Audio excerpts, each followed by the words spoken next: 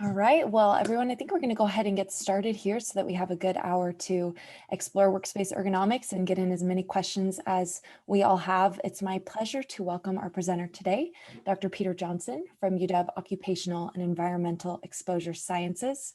Dr. Johnson is a professor at UW who specializes in ergonomics.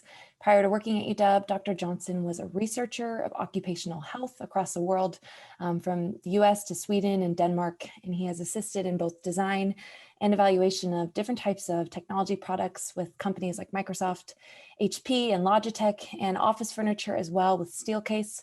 So basically, we're all in good hands today for any ergonomics questions you may have. Some of you may know about a little over a year ago, we welcomed Dr. Johnson to speak about the same topic. And as you can imagine, things were a little different. Everyone had kind of just started their transition home, and some of us were new to creating an ergonomic workspace in our homes, or where, maybe where your new workspace ended up. I'm really excited to welcome back Dr. Johnson and revisit this topic, especially as I think a lot of teams are starting to kind of approach what does that return to work look like, and how might your workspace change again. So thank you so much, everyone, for being here. Dr. Pete, thanks for being here, and I'll let you take it away. All right, thanks for the nice introduction, Anna. And I hope to go around 30 minutes or so, and we should have ample time for Q&A. So I welcome you just to unmute yourself and ask questions, or if you prefer, you could type it in chat and I could read the questions out. I'm going to stop my video because I have to look at another monitor, and we will start. Okay, so let's talk about creating a ergonomic workstation, either at home or work. And my contact information is on the slide here, both email and phone number.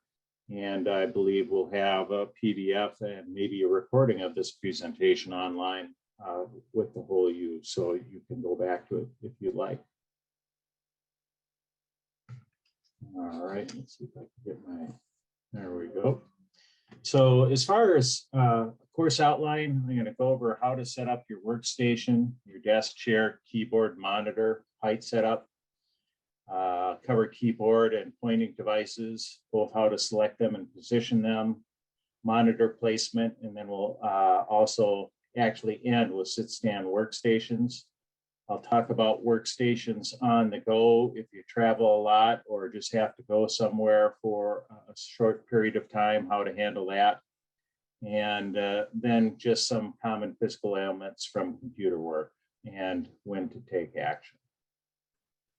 So first, I'd like to talk about workstation setup.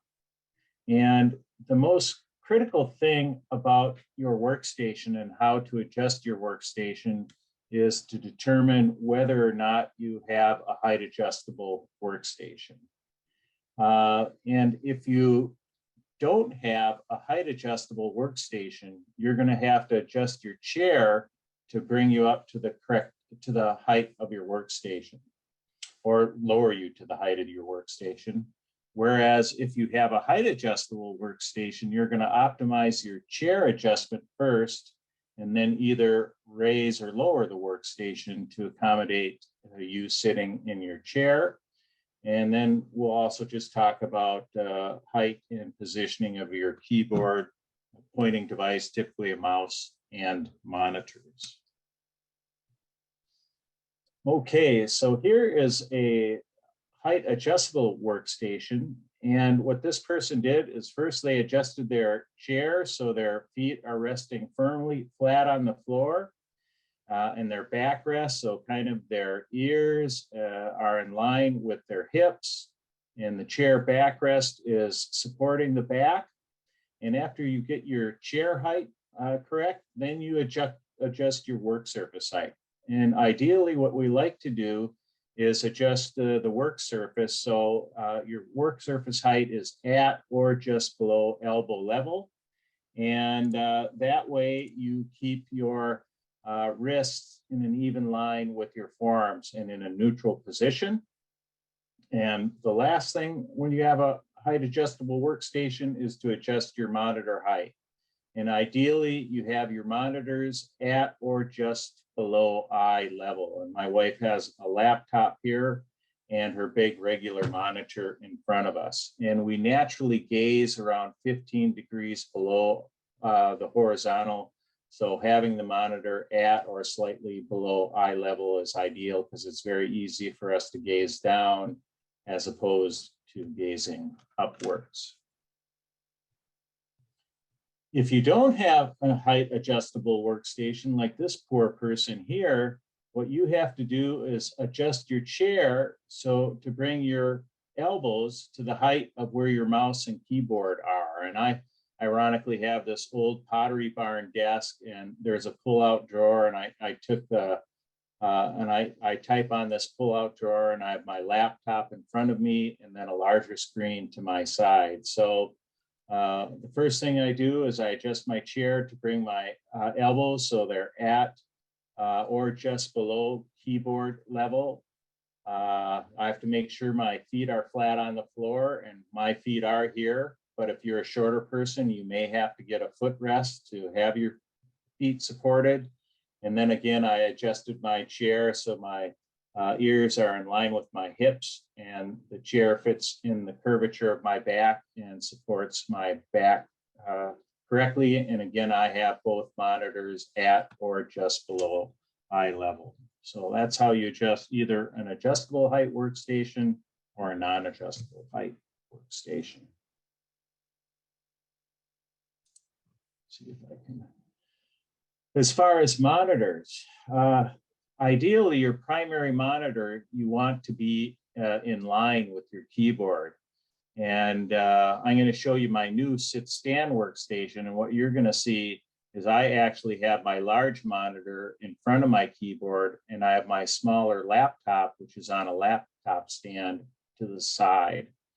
And distance-wise, you'd like your monitor to be somewhere between 18 to 32 inches away. Rough rule of thumb is arm's length. And as I mentioned, the top of the screen roughly equal with eye height. Bifocal wearers may want to have their monitor lower. And if you work at a laptop at a desk like I am, I have my laptop on a laptop holder to raise the height of my monitor so it's close to eye level. The other thing is you can have glasses made, single vision glasses made for the viewing distance for your monitor. Bifocals, I think, are typically made for a viewing distance of 18 inches, so they may not be ideal for working at your monitor. And you may want to explore, if you do use bifocals or do not have progressive lenses, explore maybe getting some dedicated single vision glasses made for however far your distance is from the front of your eyes, and your optometrist can help you with that.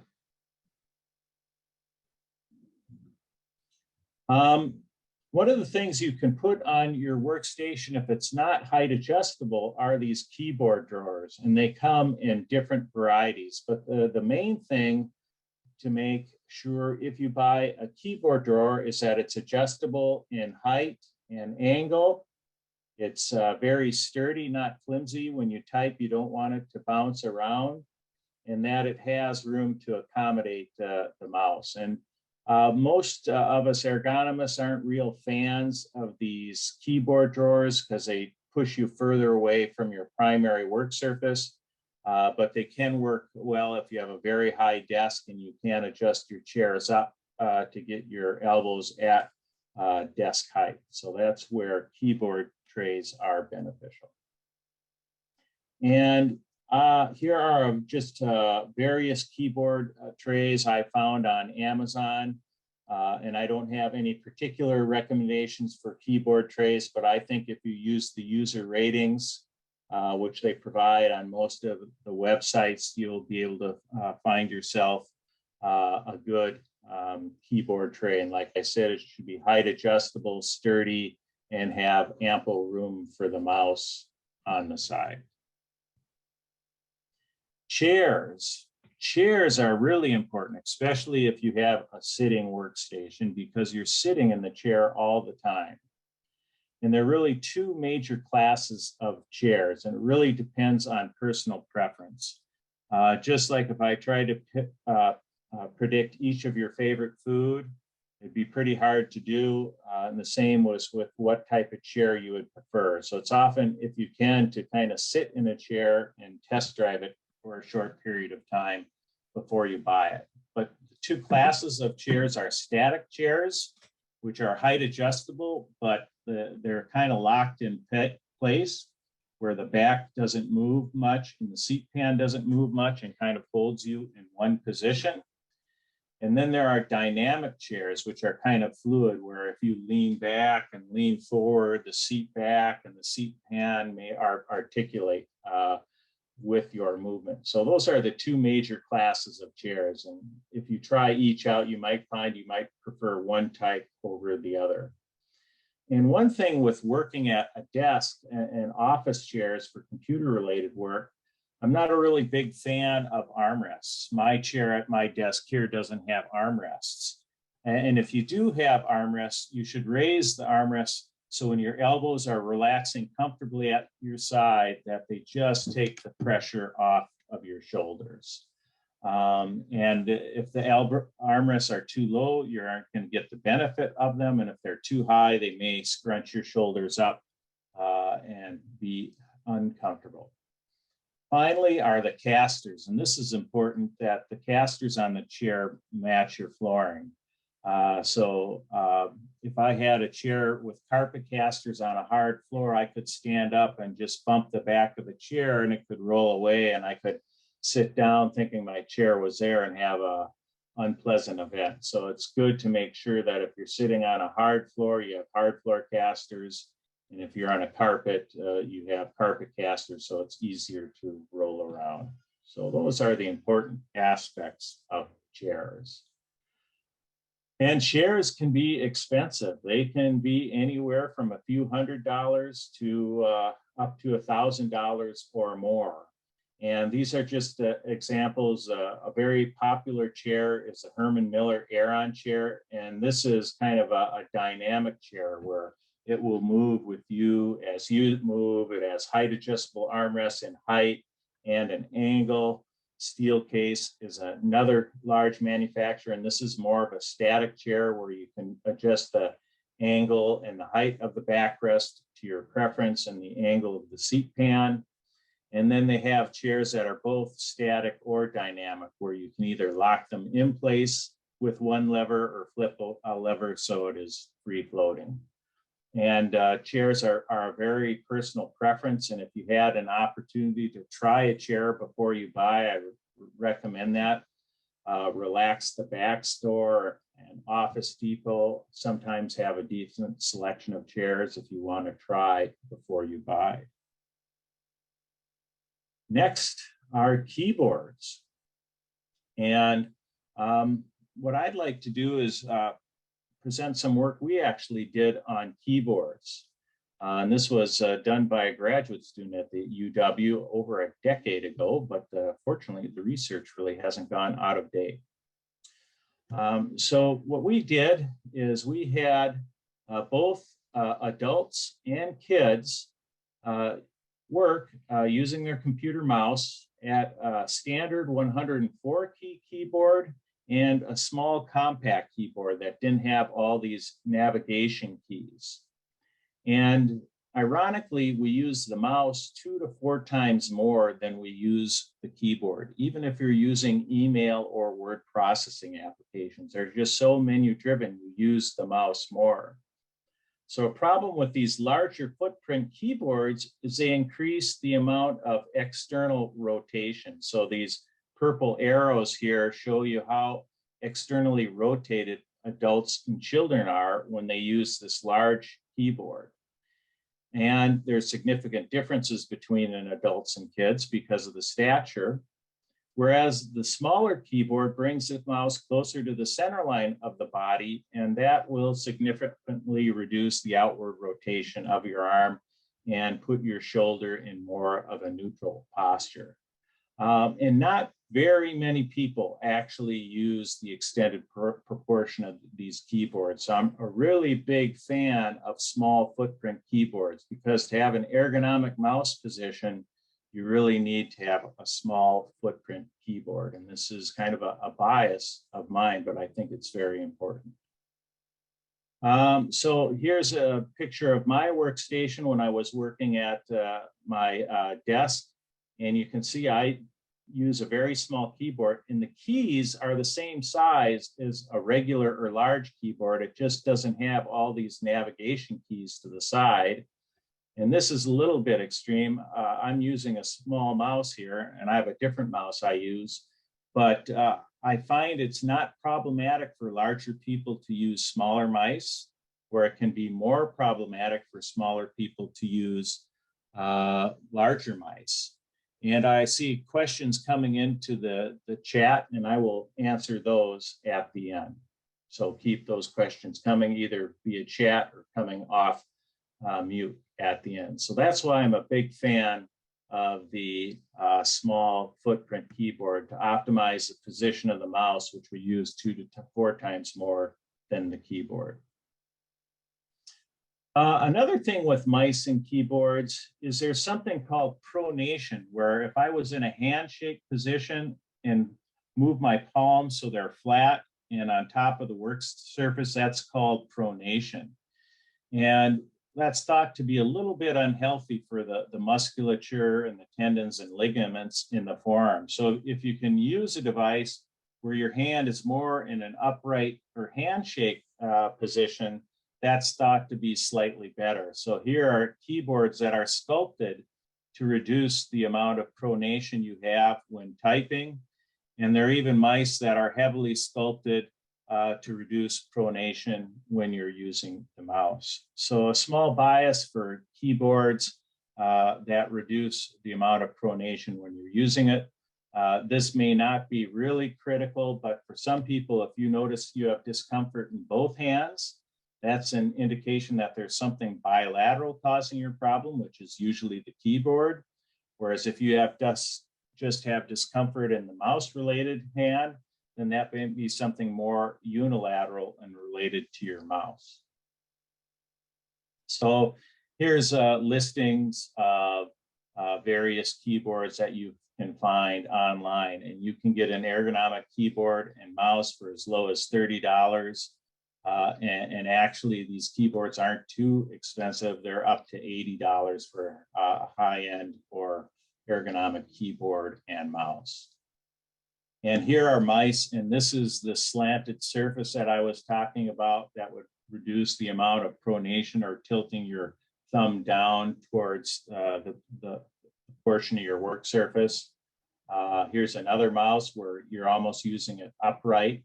And I actually use this mouse and I'm very comfortable using it, but again, it's very personal preference.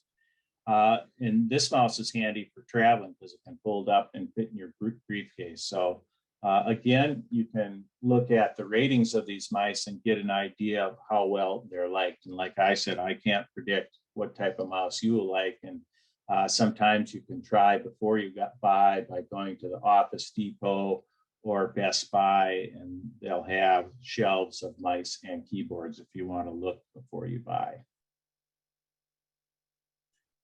Next is you may find yourself working in temporary locations. And I may often do this, go on campus and work in the library, or for some reason have to go to Starbucks and work.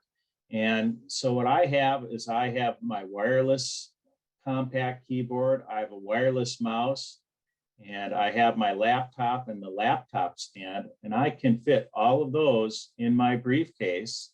And then I can go somewhere else. And here I commuted all the way to the kitchen table, and I was able to unfold my laptop stand and have my small footprint keyboard and mouse and have a relatively decent setup that I can use for a short period of time, and maybe even longer. I wouldn't sit at something like this for a long period of time. Here you can see my elbow is way below the height of our kitchen table, so it's a little bit low, but I could certainly handle this for an hour or two, or maybe a day or two, but long term, I wouldn't want to do this.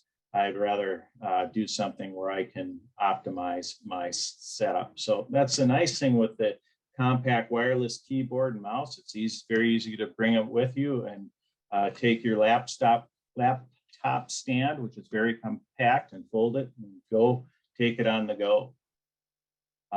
So again, just looking on Amazon, here are a number of laptop stands, all $40 or less, that are very compact that you could use. And I think I'm going to get a new laptop stand because I could have my monitor a little bit higher. It's a little bit lower than eye height at my current workstation.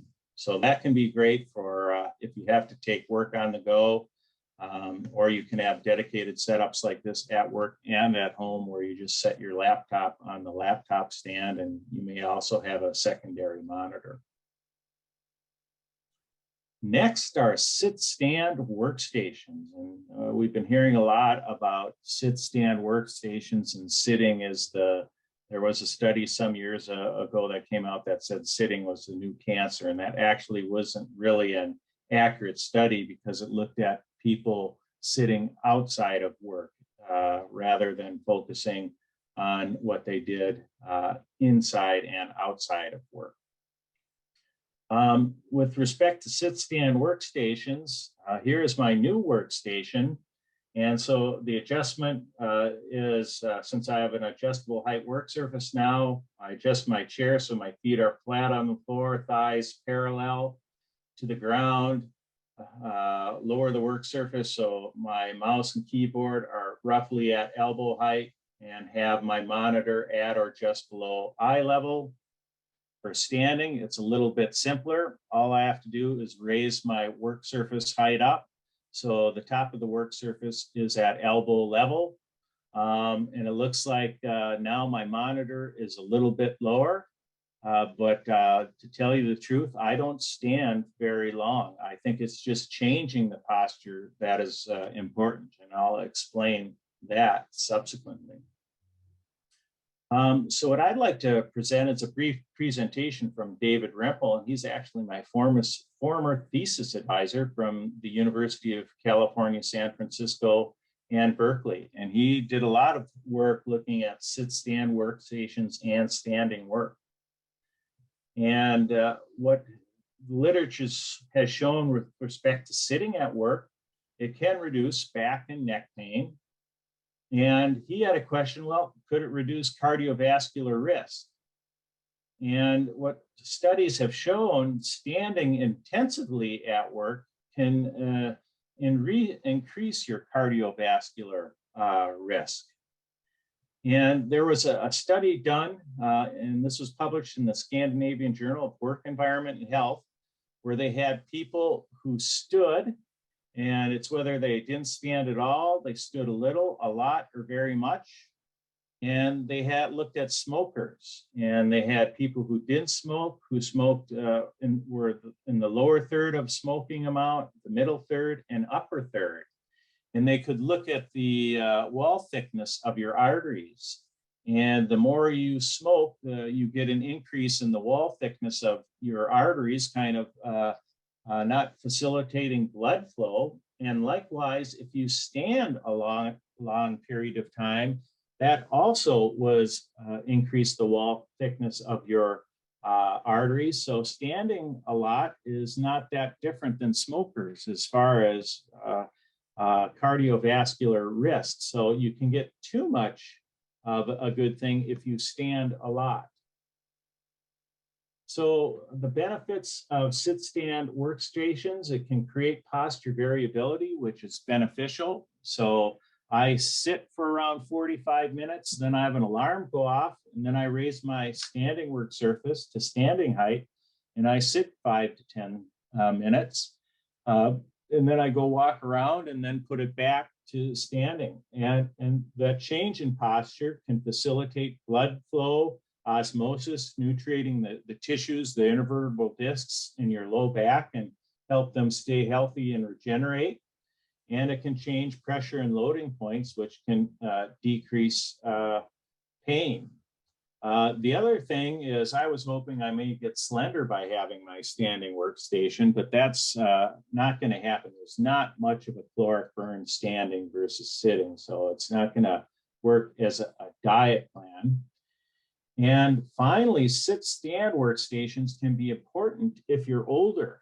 And that's especially if you have a family history of blood clotting. And truth be told, I actually developed some deep vein thrombosis in October last year associated with sitting. And fortunately, I got treated by the interventional radiology department at the UW and got some great care. And after that, I went to a sit-stand workstation. So if you're older and if you have a family history of blood clotting, it might be wise to proactively go to a sit-stand workstation.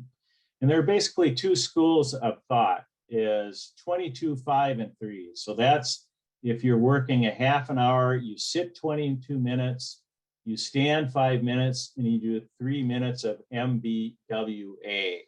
And if you don't know what MBWA is, that's a term from when I worked at Hewlett Packard called management by walking around. So likewise, if you want to do it for an hour, which I do, I sit for 44 minutes, I stand for 10, and then I usually do 6 minutes of walking around, taking the dog out for a brief walk, having lunch, just walking around the house. And this walking is really important. It's very health beneficial to get some walking in as opposed to prolonged sitting or prolonged standing.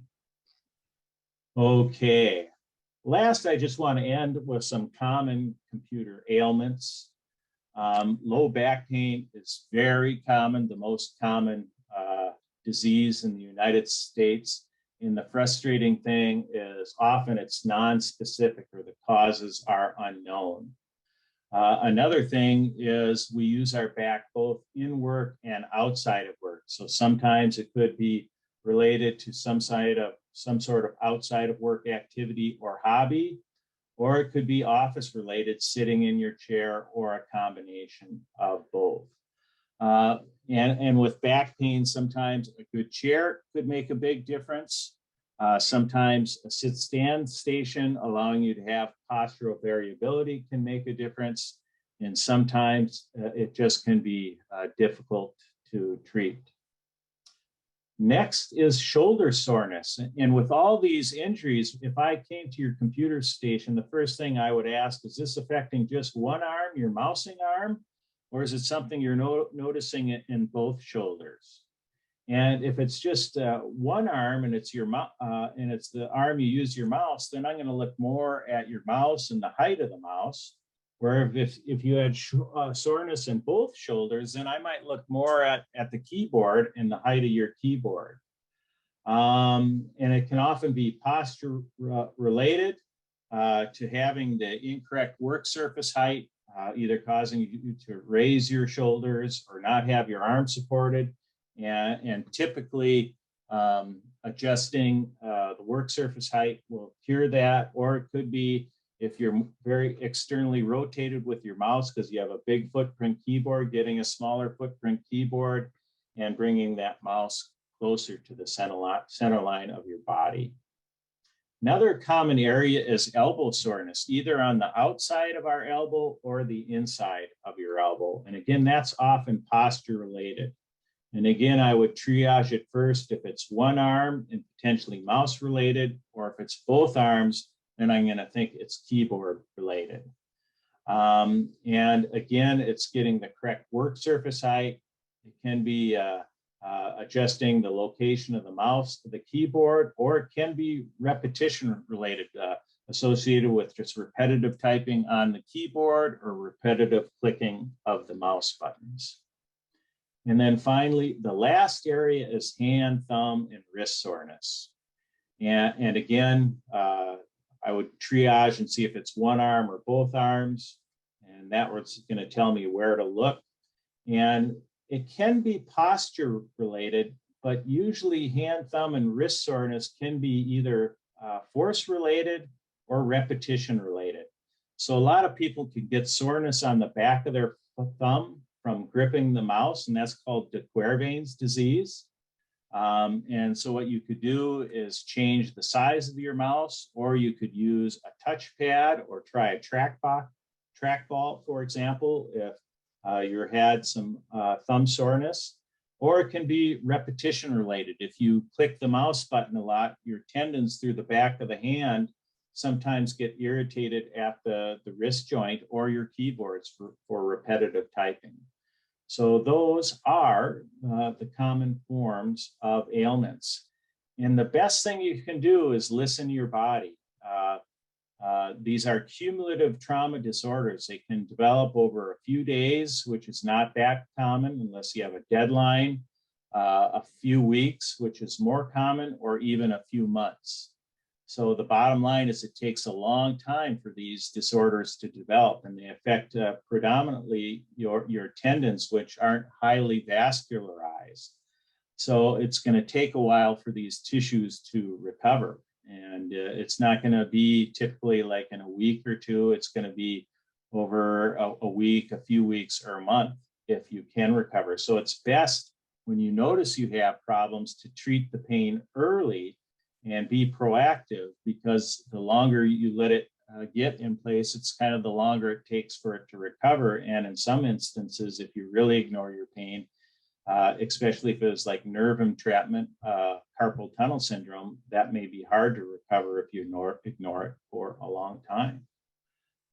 So that is the end. I have my contact information down here, and now I will open it up for questions, and I'm happy to answer any questions. And I can also read the questions in chat. So why don't people, if they have any questions, ask away. And I can also read the ones in chat. Holy cow. Yeah, we've got a lot of questions in the chat. So how about we do, if you'd like to ask a question out loud, go ahead and raise your hand over from your participant bar. So Pete and I can keep track of who's raised their hand. And then maybe we can just start going down some of the chat questions you find most relevant. Okay. So why don't, if that's helpful. No, I'm happy. I'll just start going down the chat. It Cool. says, this is from Jessica. It says, I have the Vivo tray, which was pictured.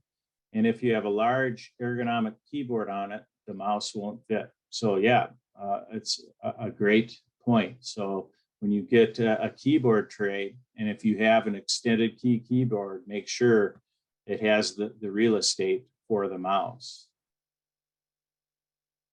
Next question is from Anne. It says, hello, could you explain to us from the body perspective what muscles are engaged when you are sitting correctly versus incorrectly? I.e., what does it feel like to sit ergonomically? That's a really good question.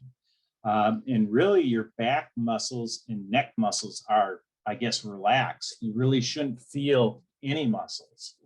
But if I start to turtle and get my neck forward like this, I'm going to feel it in the back of my neck, and then I'm going to feel it in my lower back. When you're sitting correctly and upright with my ears in line with my shoulders and my hips, my muscles aren't firing. But once I start to turtle and hunch forward, then those muscles start to fire both in the neck and the back. So those are the muscles I would focus on for sitting. What about alternative things like an exercise ball? And this is a question Mary had. They can work, and you know, it helps exercise your core. And so that's one of those things where I always say when I give somebody something new, listen to your body.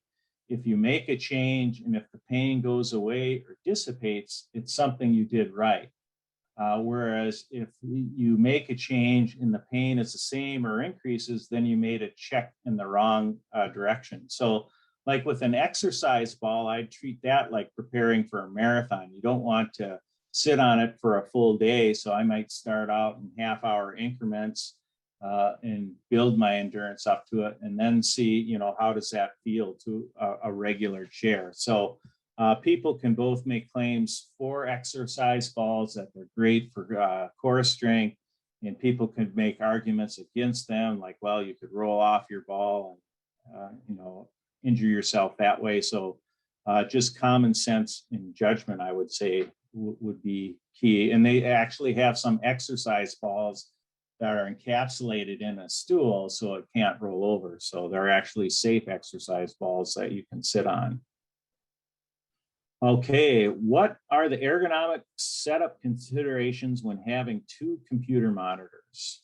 So what I recommend, your largest monitor, have that directly in front of you and have that be all your primary tasks. So you're looking in front of you, because if I have a monitor to my side, I got a lot of neck rotation and I don't want to be doing that a fair amount of the day. So I have my laptop, which I'm looking at now, to the side. So when I'm using my laptop, I have to look away. And I typically have my email on my laptop screen, and like short emails, I can snack on my laptop screen. And if it's more serious, I'll expand it and bring it into my major screen. But all my spreadsheet work and statistical work and computer programming work is done on the big screen. And on the small screen, I can keep track of my email and quickly answer them, or if it's more serious, open up the messages on my big screen. So I would say large monitor in front, in line with your keyboard, and smaller secondary monitor to the side. I mean, you could split them down the middle, but then you're just kind of changing, looking left or right, and that may work as well. Okay. How do you know what casters you have? That's a difficult one, but I'd say if you have a hard floor and if you push the chair and if it rolls a long way away, that may be carpet casters. And on the carpet, if it's really hard to move it, you may have, or if it's easy to move it, those may be carpet appropriate casters. So I wish I had a simple answer, but I don't have one for that. So thanks for that, Daniel. Okay, and if you want to go into the chat, Caitlin says, I got this chair at the start of the pandemic and it's been wonderful. So if you want, there's a link. Holy cow. And that even, I can share my screen.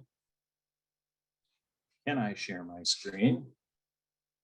Yeah, I think you can see that now. And there's a chair that's kind of both elegant and practical. So you can certainly check out chairs yourself. And there is a lot of personal preference to chairs. All right.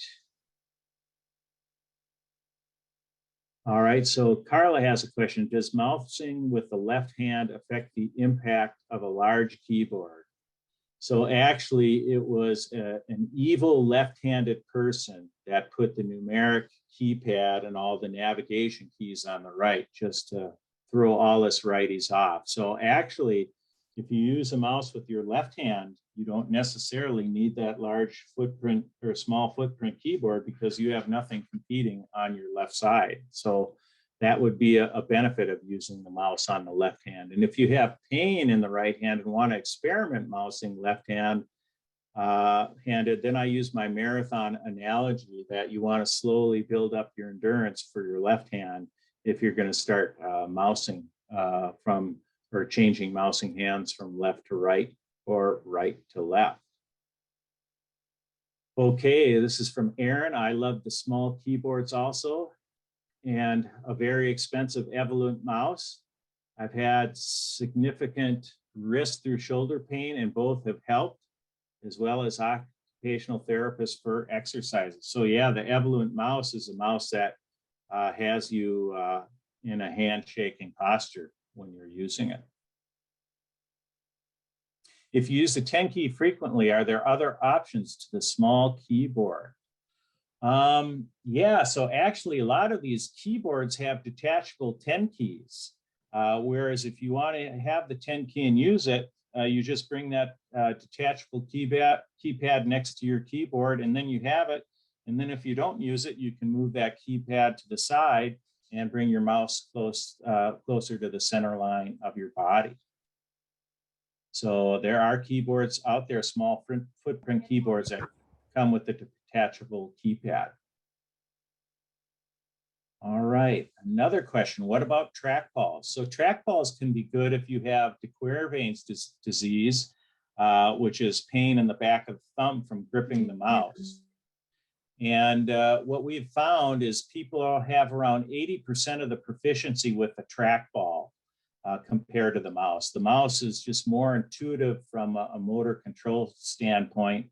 But with a trackball, over time, you can get used to it and you have near the throughput of the mouse. And the same for touchpads. I use my touchpad on my laptop quite a bit when I don't bring my mouse, and I'm fairly proficient with that.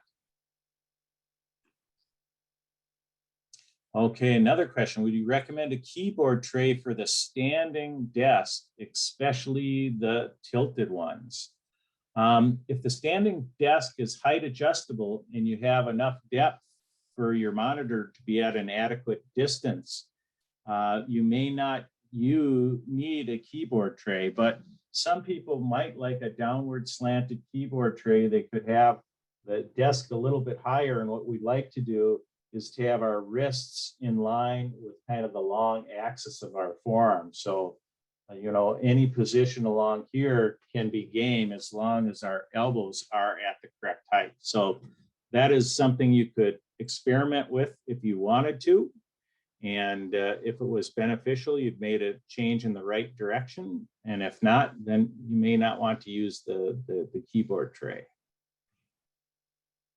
Okay, so what about a workspace where you are a little with your feet up and a lap desk? What ergonomics should you be aware of? So I'm guessing your feet may be off the ground a little bit. And so if you wanted to, if you had like a phone book, you could make a footrest out of that. Or for $20 to $30, you can get footrests. Sitting a little. So that's what I would recommend if your feet are dangling. All right. And there are other notes. Somebody mentioned how an occupational therapist was the only thing that solved their shoulder issues. So there is a link for that in the chat if you want to look at that. Another one is, how about upper back pain around the shoulder blades, which seems to be related to using the keyboard for long periods of time? Yeah, I'm just kind of guessing that maybe your shoulders, for whatever reason, aren't relaxed. And maybe your work surface is too high and your shoulders are shrugged, or I don't know if your chair arms are pushing you up, but I would experiment trying to not have your shoulders rounded up and just to get them to relax by changing the height. Okay, and I hope I'm not. All right. And can you see me now, Anna? Can you see me? Yes, we can see you. Okay, I guess before I didn't have the screen share on. Okay.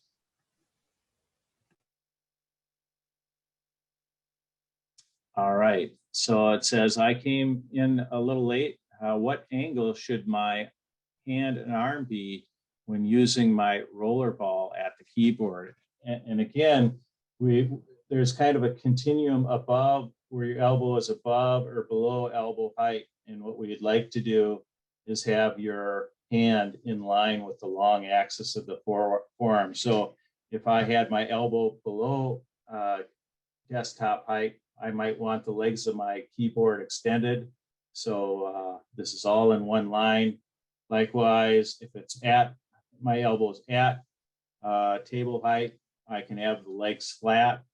And if my elbow was above table height, there's some keyboards that actually have legs in the front to keep this all in a straight line. So ideally, just however you're set up, you'd like your hand to be in line with the long axis of your forearm, or so that your wrists are in a straight and neutral position.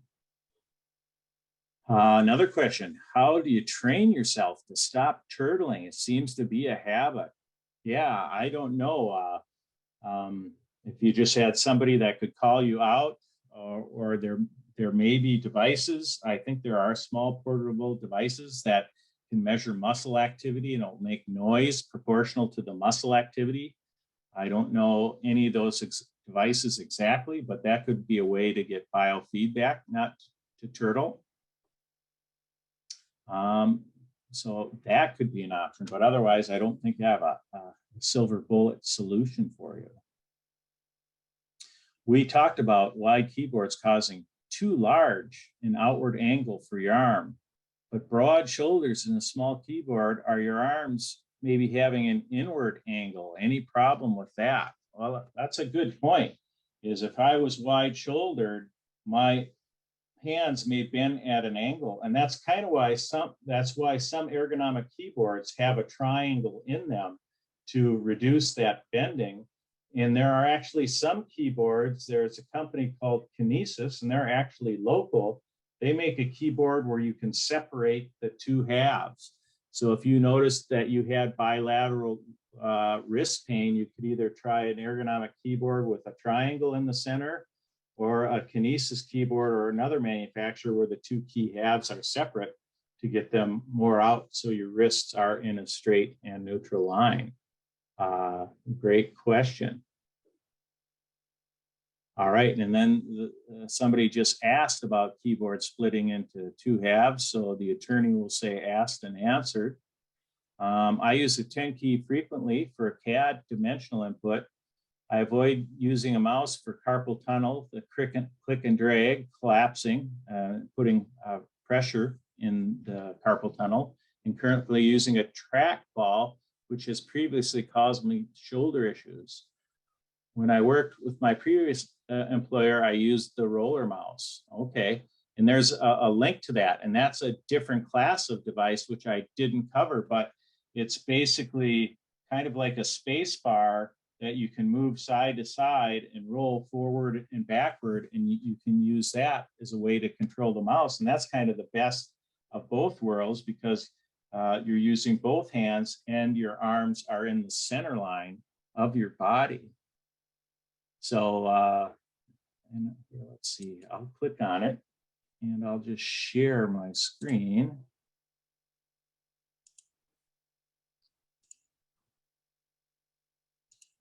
So there is the roller mouse. So you put your thumb on there and it slides side to side and you roll it with your thumb, and that is used to control your cursor movement. And a lot of people have benefited from this roller mouse. It's really popular in Scandinavia. So just an example of another class of device, which I should add to my presentation, which could be very different than a mouse or a trackball, really brings your arms in front of the center line of your body. Oh, great point. So Aaron Grant said there are also posture things you can buy that sync to your phone and alert you when you slump. So there you go. That would be a very nice, inexpensive way. It's probably an inclinometer. It just measures your posture relative to gravity. And if you start turtling, you can set an alarm off.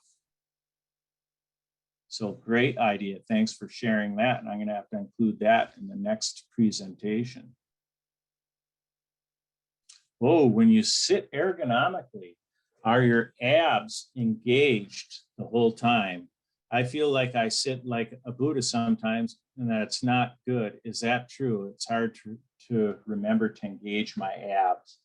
I think for the most part, when you're sitting, most of your muscles are somewhat relaxed. There's some tennis players that grunt when they hit the ball, and like karate players will grunt, hey, before they break the board. And that's to do co-contraction to make a really stiff core for exerting force. So when we're sitting, I don't think you do have to engage your abs that much, but that could be beneficial for some people. All right, and somebody also mentioned that turtling can be caused by being too far away from your monitor or glasses that aren't for the correct distance. That's right.